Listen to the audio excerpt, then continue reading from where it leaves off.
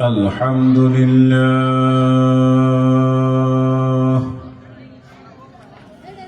الحمد لله نحمده ونستعينه ونستغفره ونعوذ بالله من شرور أنفسنا ومن سيئات أعمالنا ونشهد أن لا إله إلا الله وحده لا شريك له ونشهد أن سيدنا ومولانا محمدًا عبده ورسوله أما بعد فأعوذ بالله من الشيطان الرجيم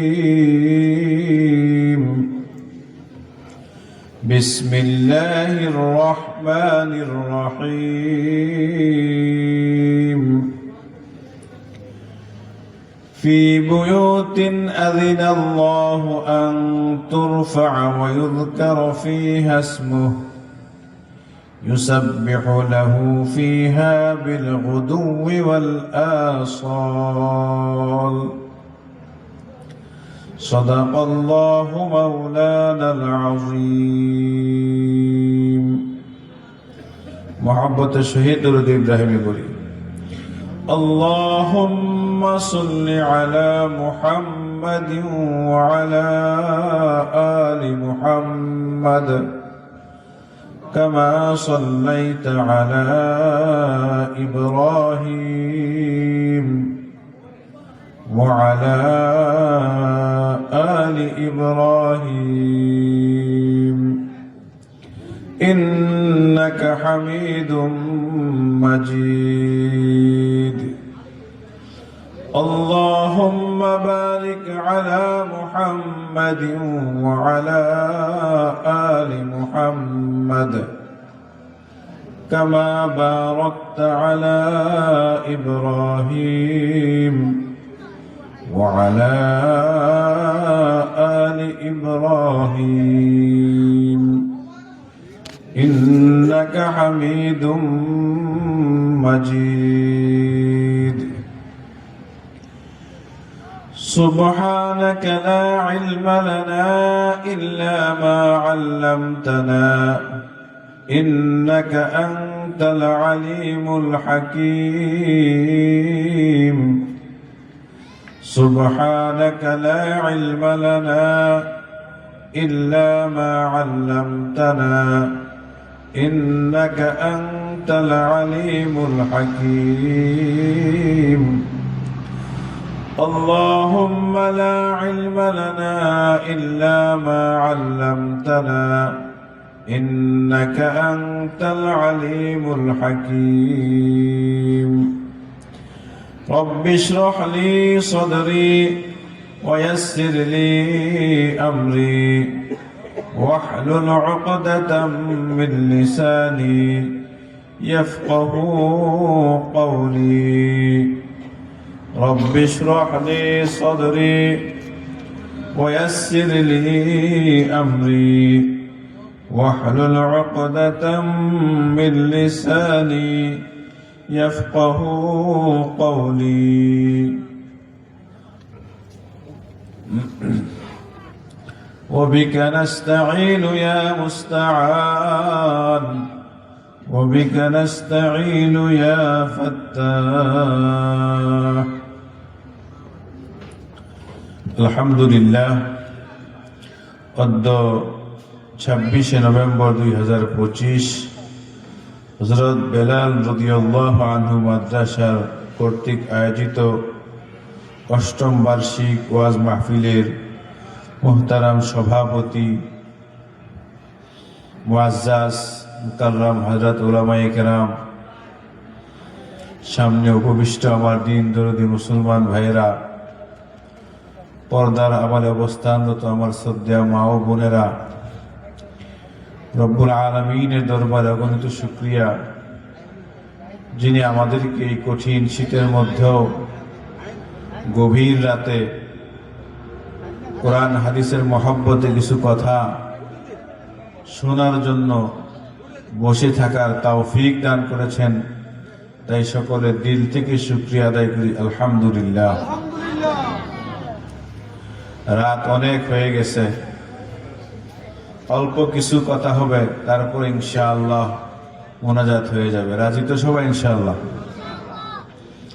যেহেতু রাত অনেক হয়েছে, আমি কথা লম্বা করব না, কোনো ভূমিকাও টানবো না।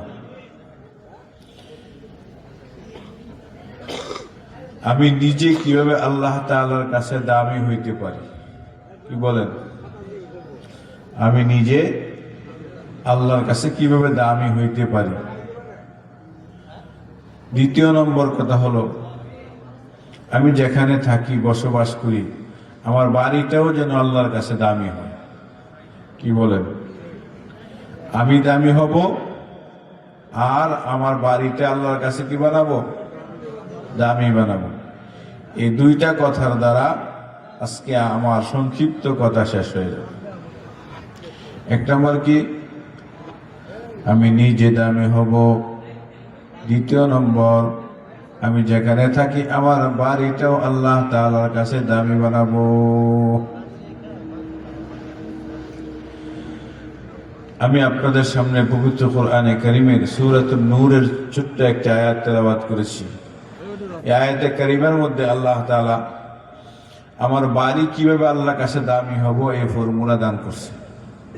আমার বাড়ি, আমার ঘর কিভাবে আল্লাহ তাআলার কাছে দামি হবে এই ফর্মুলা, এই নিয়ম আল্লাহ তাআলা দান করেছেন।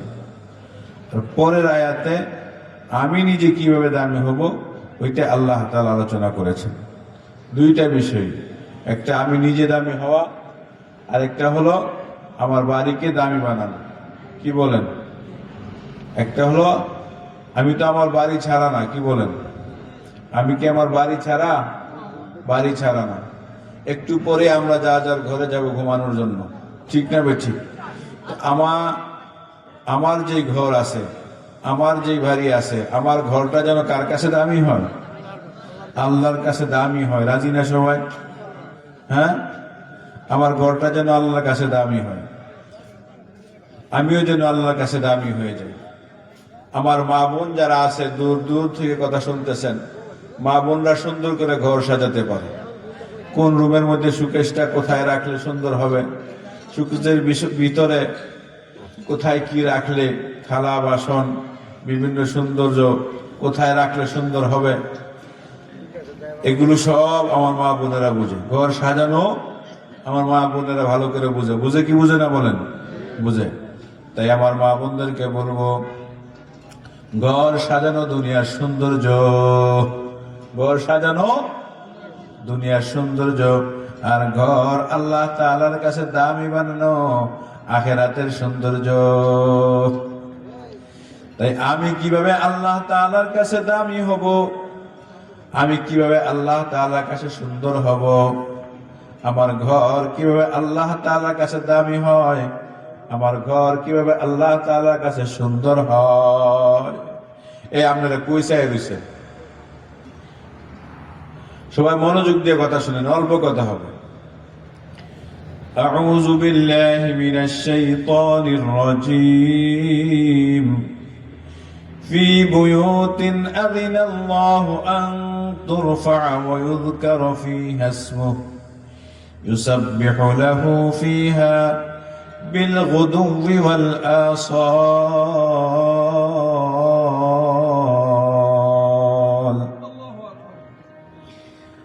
আরবি ভাষার মধ্যে বাইতুন শব্দের অর্থ ঘর।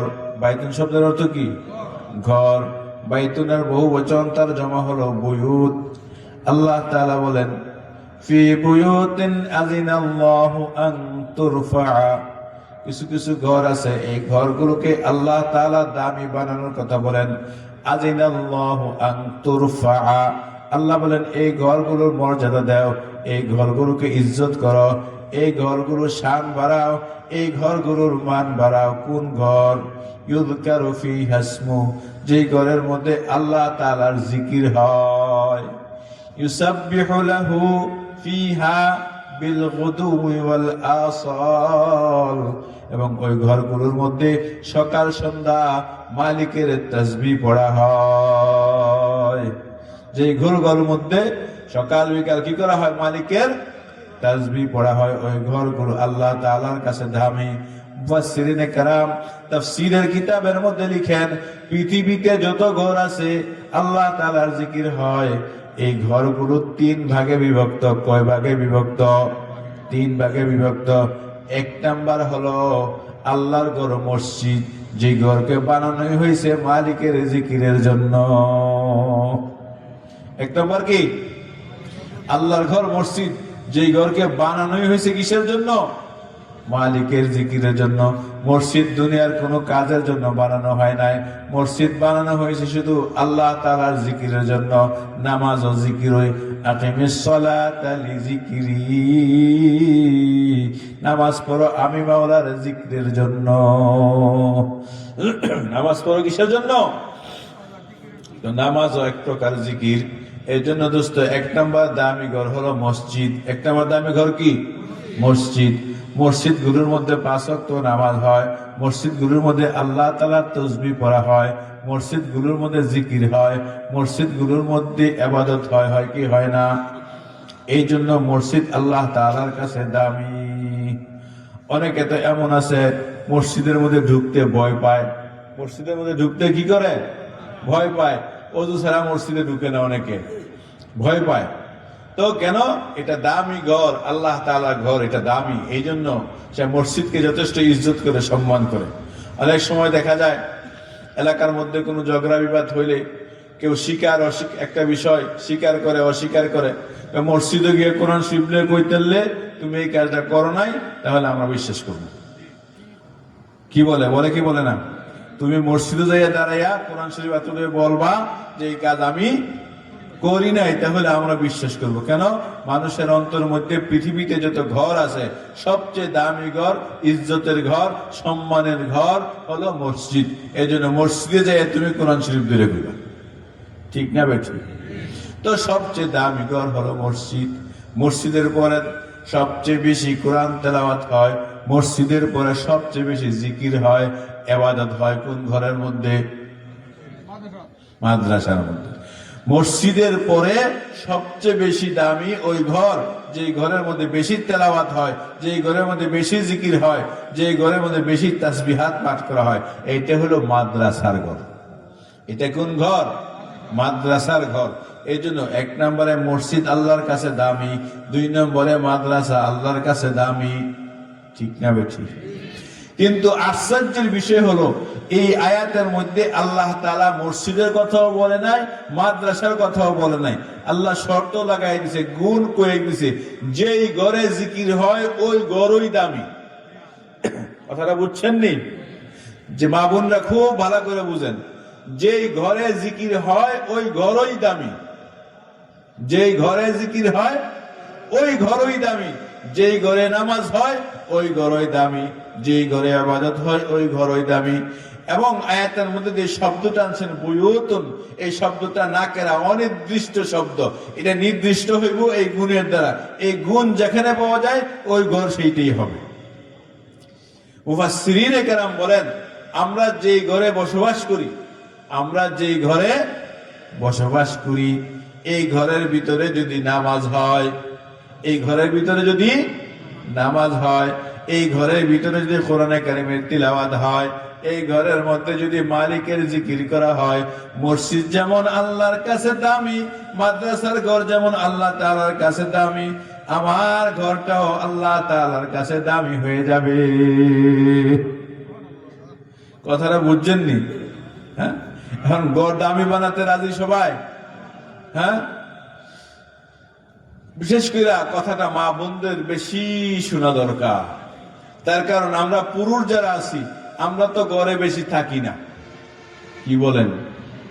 আমরা সকালবেলা কাজে বের হই, সারাদিন কাজ করে ক্লান্ত হইয়া, ক্লান্ত শরীর নিয়া, ক্লান্ত মন নিয়া রাতের বেলায় ঘরের মধ্যে দুকি খায়া খালি শুয়া পড়ি। ঠিক না বে ঠিক?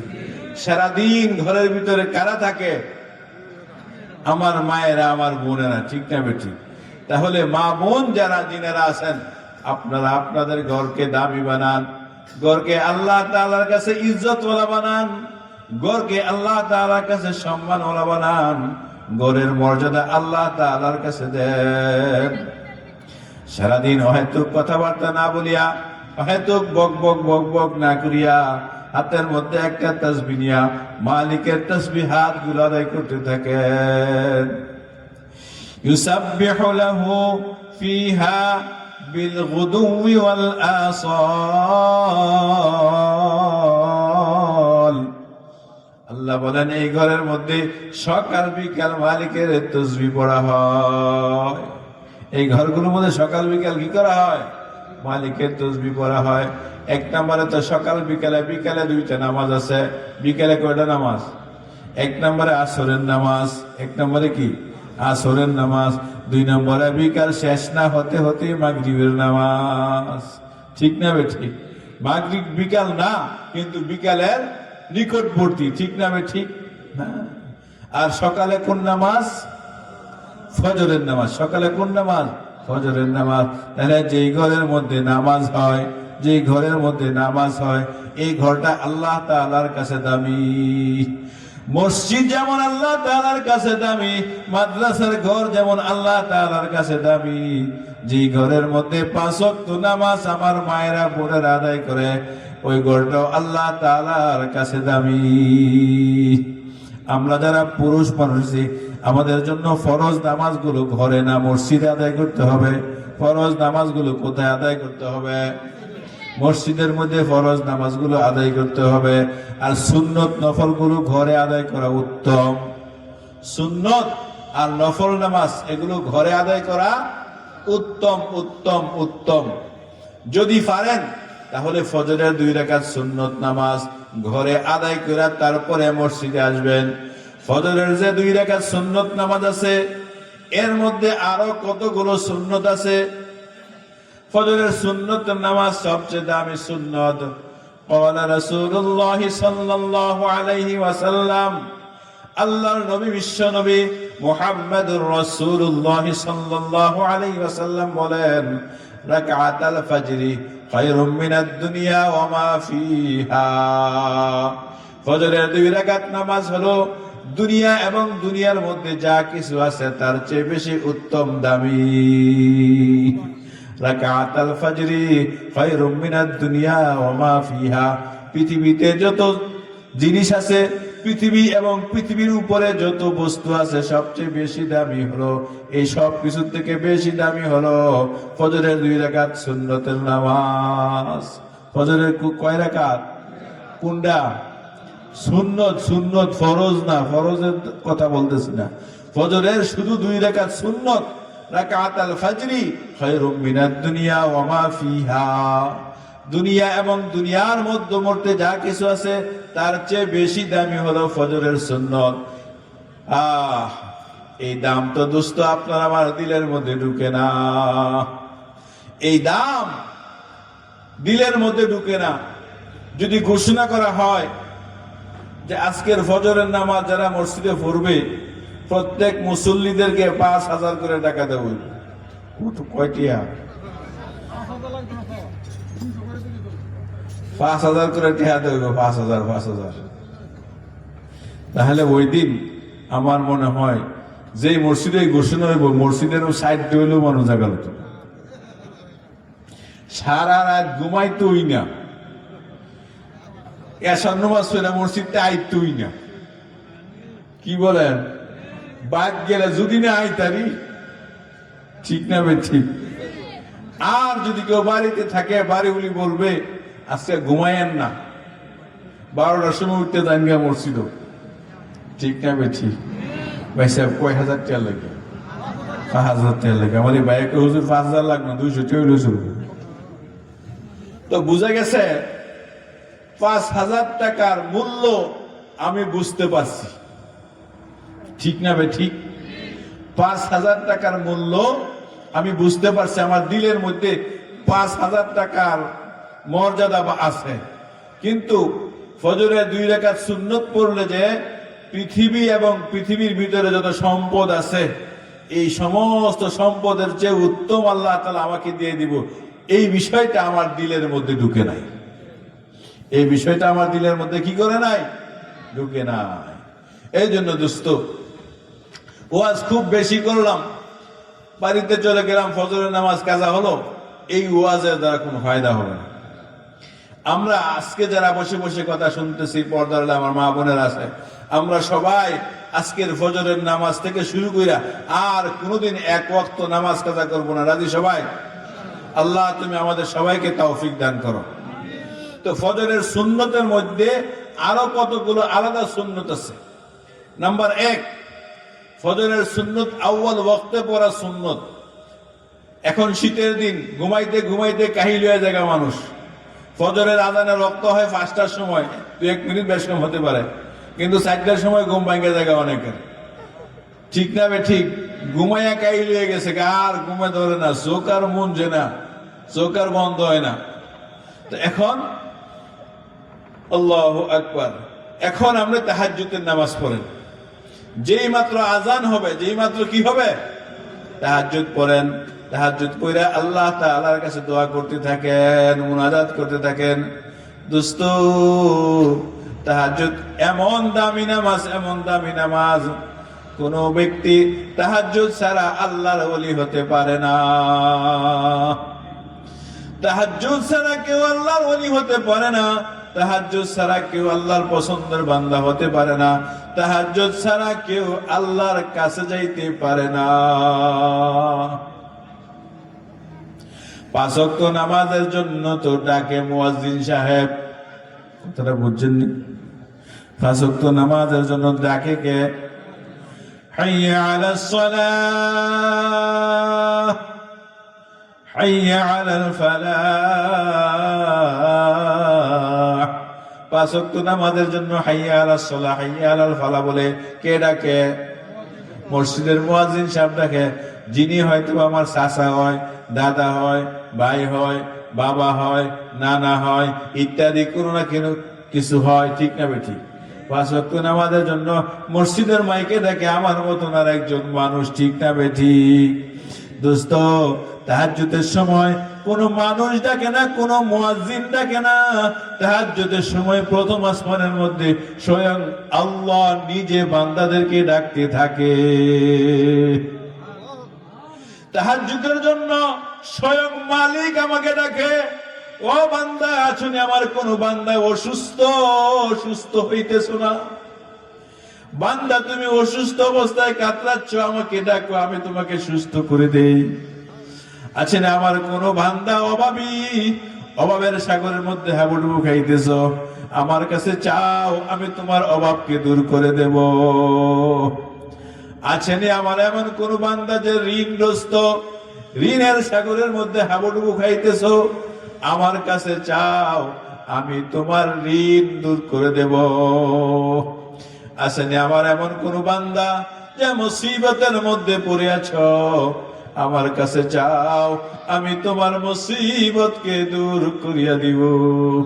এমন ভাবে দোস্ত, একটা একটা একটা একটা করে স্বয়ং আল্লাহ তাআলা নিজে প্রথম আসমানে থেকে বান্দাকে ডাকতে থাকে। আছে যে আমার এমন কোন বান্দা গুনাহ করতে করতে করতে করতে করতে করতে করতে করতে করতে করতে করতে করতে করতে করতে করতে করতে গুনার সাগরে হাবুডুবু খাইয়ে ফেলাইছো। তোমার বয়স 50 বছর হয়ে গেছে, তুমি এখনো নামাজ পড়ো না। তোমার বয়স 50 হয়ে গেছে, তুমি মাহে রমাদানের রোজাগুলো রাখো না, তুমি হালাল হারাম মানো না।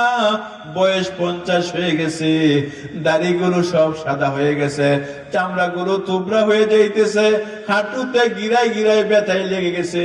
বান্দা তুমি এখনো নামাজটা ধরতে পারো নাই। আমি মালিককে তুমি চিনো না, তুমি শেষ সাথে আমার কাছে আসো। বেশি লাগবে না, সাগরের পানি লাগবে না, নদীর পানি লাগবে না, পুকুরের পানি লাগবে না। আমার মালিকের ভয়ে, জান্নাতের আশায় জাহান্নামের ভয়ে তোমার চোখ দিয়ে মাত্র 2 ফোঁটা পানি আমার ভয়ে তুমি ছেড়ে দাও বান্দা, তোমার 50 বছরের গুনাহ আমি আল্লাহ নিজে মাফ করিয়া দিব। কিছু লাগবে না, কিছু লাগবে না। 50 বছরের, 60 বছরের, 80 বছরের গুনাহ মাফ করতে কিছুই লাগবে না, মাত্র 1 ফোঁটা চোখের পানি লাগবে। কি লাগবে বলেন? 1 ফোঁটা চোখের পানি ফালাও তুমি আমার কাছে আখিরাতে। তুমি আখিরাতে 1 ফোঁটা চোখের পানি নিয়ে আমার দরবারে হাজির হয়ে যাও।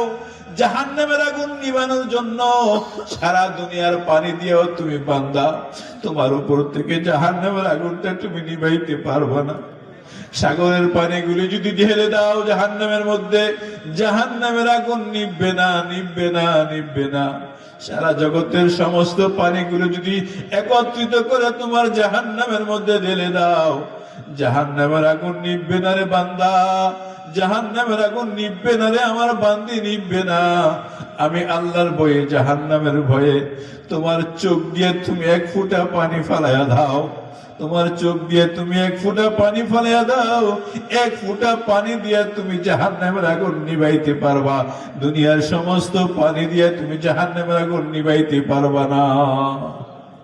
ও দোস্ত, পর্দার মা বোনেরা, জাহান্নামের আগুন চোখের পানি দিয়া নিভাতে রাজি তো আমরা? এখন রাত অনেক বড়, আরো বড় হবে। দোস্ত, শেষ সাথে উঠেন, একটু চোখের পানি ফালান। এরকম ভাবে কাঁদতে কাঁদতে কাঁদতে কাঁদতে একটা সময় এসে যাবে, মুয়াজ্জিনের কণ্ঠে আযান শোনা যাবে, আস-সালাতু খায়রুম মিনান নাওম।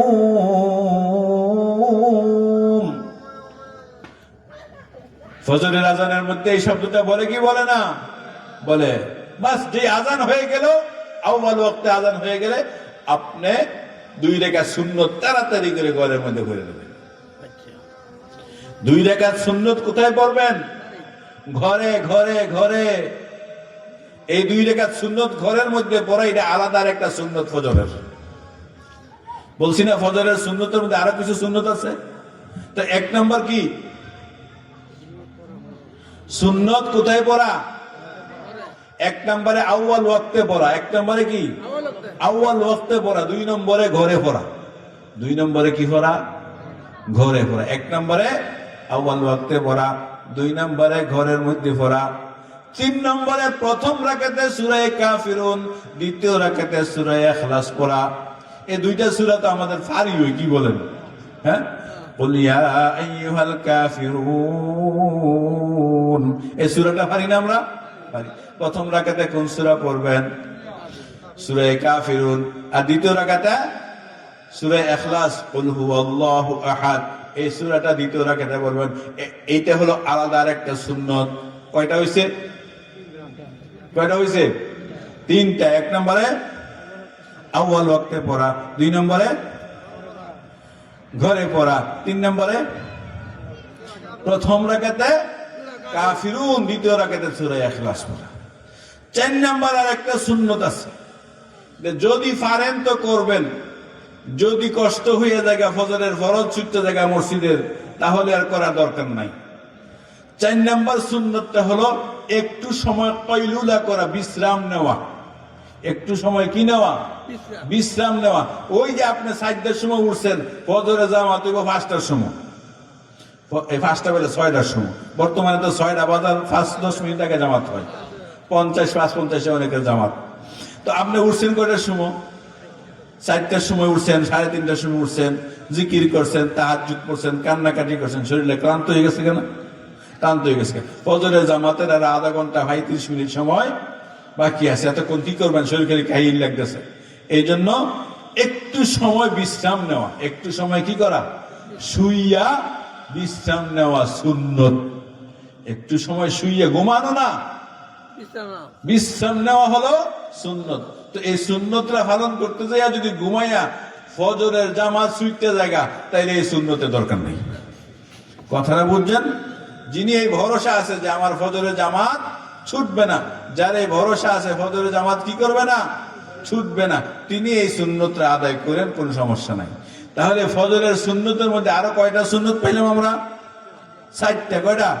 4টা। নাম্বার 1 আউয়াল ওয়াক্ত সুন্নত পড়া।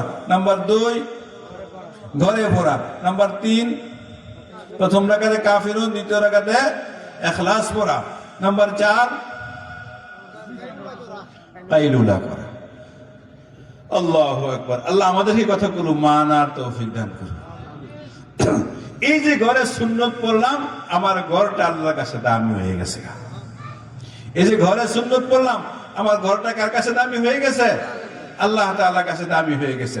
এইটাই আল্লাহ কোরআনের মধ্যে বলছেন, ফি বুয়ুতিন আযিনাল্লাহু আন তুরফা ওয়া ইউযকারা ফিহা ইসমুহু। ওই সমস্ত ঘরকে আল্লাহ তাআলা সম্মান ইজ্জত দেওয়ার জন্য বলতেছেন, যেই ঘরের মধ্যে মালিকের জিকির হয়, যেই ঘরের মধ্যে মালিকের ইবাদত হয়। এই যে ঘরে আপনি তাহাজ্জুদ পড়ছেন, জিকির করছেন, মুনাজাত করছেন, কান্নাকাটি করছেন, ফজরের সুন্নত পড়ছেন, এগুলো দ্বারা ঘর আল্লাহ তাআলার কাছে কি হয়ে গেছে? দামি হয়ে গেছে। আমরা সারাদিন 4 ওয়াক্ত বাড়িতে নাও থাকতে পারি, 4 ওয়াক্ত সময় বাড়িতে নাও থাকতে পারি কাজের টাকাদার কারণে। অনেকে বাড়িতে এশার নামাজের পরেও ঢুকে কাজ অফিসের টাইসা, কিন্তু ফজরের টাইমে তো বাড়িতে থাকে। তাহলে ফজরের সময় যে সুন্নতটা সেটা আপনি ঘরে পড়েন। আর জোহরের সময় যদি পারেন তো পড়লেন ঘরের মধ্যে সুন্নত। জোহরের সময় অনেকে বিভিন্ন জায়গায় কাজের মধ্যে থাকে, এগুলোর দ্বারা ঘর দামি হয়। আর আমার মায়েরা বোনেরা যারা আছেন, ওনারা তো সবসময় বাড়িতে থাকে। ওনারা সবসময় কোথায় থাকে? বাড়িতে থাকে। তো মা বোনেরা যদি 5 ওয়াক্ত নামাজ ঠিক মতো আদায় করে, ঘর আল্লাহর কাছে দামি হবে নি? হ্যাঁ, ঘর আল্লাহর কাছে দামি হবে নি? হবে। তাই আমার যে সকল মা বোনেরা দূর দূর থেকে বসে এই গভীর রাতে মাইকের আওয়াজে ওয়াজ শুনতেছেন, আমি আপনাদেরকে হাতে না পায়ে ধরে বলবো, এই দুনিয়াতে বেশি দিন থাকার জায়গা না। দুনিয়া বেশি দিন থাকার জায়গা না। আপনি ঘর থেকে বের হন না, ঘর থেকে বের হতে চান না, না জানি ঘর থেকে বের হইলে ভয় পায়। আল্লাহ কয়, তুই গড়তে বার হইতি না মুয়াজ্জিনের আজানে, আমি ধাক্কা দিয়ে তোরে গড়তে বার করে দিব। এই গত শুক্রবারে ধাক্কা দিয়ে বার করছে নি আল্লাহ গড়তে। বুঝেন নাই কথা? আরে ধাক্কা একটু খালি লাড়া দিছে, লাড়া পুরা দিছে না, কি দিছে? একটু লাড়া দিছে, গড়তে বার হয়ে গেছে গানি। আমরা গ্রামগঞ্জের মানুষ, যেহেতু টিনের ঘর, বেড়ার ঘর কম বার হইছি, যারা বহুতলা ভবনের মধ্যে আছে সব বার হয়ে গেছে গা পয়সা। ঠিক না বে ঠিক? আল্লাহ কয়, আমার ডাকে বের হইতি না, আল্লাহু আকবার বলে ডাক দে, এইটা তুই ঘর থেকে বের হইতি না, একটু লাড়া দিয়ে দে, দেখিস সব বার হয়ে যাবি। ঠিক না বে ঠিক? হ্যাঁ, যদি আল্লাহর ডাকে বের হই তাহলে দোস্ত এই কম্পন আসবে না, ভূমিকম্প আসবে না। মুয়াজ্জিনের ডাকে যদি আমি মসজিদে চলে যাই তাহলে এই ভূমিকম্প বন্ধ হয়ে যাবে। দেশের বেশিরভাগ মানুষ নামাজি না বেনামাজি বলেন? বেনামাজি। ফজরের নামাজে প্রত্যেকটা শহর বলেন, গ্রাম বলেন, ফজরের নামাজের প্রত্যেকটা মসজিদের অবস্থা খুবই শোচনীয়, খুবই শোচনীয়। মসজিদের মধ্যে একেবারে কোন মসজিদে হইলে 1 কাতার বা 1 কাতার 1.5 কাতার হয়, কিন্তু জুমার দিনে একেবারে বারান্দা সহ বাইরে সহ জায়গা লয় না। এই মুসল্লিগুলি ফজরের সময় থাকে কই? হ্যাঁ, আল্লাহ আমাদেরকে সহি বুঝ দান করুক। তো দোস্ত, ঘর আল্লাহ তাআলার কাছে দামি হবে কিসের দ্বারা? কিসের দ্বারা? নামাজের দ্বারা। শুধু নামাজের দ্বারা না, যে কোনো ইবাদত ঘরের মধ্যে হোক, কোরআন তেলাওয়াত হোক, জিকির হোক, নামাজ হোক, যে ঘরের মধ্যে ইবাদত হয়, এই ঘর আল্লাহ তাআলার কাছে দামি। মসজিদ যেমন আল্লাহর কাছে দামি, মাদ্রাসার ঘর যেমন আল্লাহ তাআলার কাছে দামি, আমার যে ঘরের মধ্যে জিকির হবে, নামাজ হবে, তিলাওয়াত হবে, এই ঘরও আল্লাহ তাআলার কাছে দামি হয়ে যাবে। আমরা ঘর দামি বানাইতে রাজি নি? আল্লাহ আমাদেরকে তৌফিক দান করুন। তো আমি বলতেছিলাম, 2টা কথা বলে আমি কথা শেষ করে দেবো। ওয়াজ করে রাত্র শেষ করলে চলবো না, ফজরের নামাজ পড়তে হইব। ঠিক না বেঠিক? তো 1 নম্বর কথা হলো, আমি নিজে আল্লাহ তাআলার কাছে আমার ঘরকে দামি বানাবো কিসের দ্বারা? ইবাদতের দ্বারা। আচ্ছা, যার ইবাদতের দ্বারা ঘর দামি হয়, ইবাদত যিনি করবেন উনি দামি হবে না বেদামি থাকবো? উনিও দামি হয়ে যাবে। এই কথাটা পরবর্তী আয়াতের মধ্যে হচ্ছে রিজালুল লা তুলহিহিম তিজারাতুন ওয়ালা বাইউন আন যিকরিল্লাহ ওয়া ইকামিস সালাহ ওয়া ইতাইজ যাকাহ ইয়াখাফুনা ইয়াওমান তাতাকাল্লাবু ফীহিল কুলুবু ওয়াল আবসার। ওই সমস্ত মানুষ আল্লাহ তাআলার কাছে দাবি রিজালুল লা তুলহিহিম তিজারাতুন ওয়ালা বাইউন আন যিকরিল্লাহ, ব্যবসা বাণিজ্য বেচা কিনা কোনো কিছুই তাদেরকে আল্লাহ তাআলার জিকির থেকে গাফেল করতে পারে না, কোনো কিছুই আল্লাহ জিকির থেকে গাফেল করতে পারে না। ওয়া ইকামিস সালাহ, নামাজ আদায় থেকে গাফেল করতে পারে না।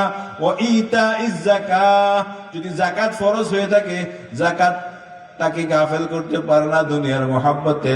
ইয়াখাফুনা ইয়াওমান তাতাকাল্লাবু ফীহিল কুলুবু ওয়াল আবসার, তারা আখিরাতকে ভয় করে, আখিরাতের দিনকে তারা কি করে?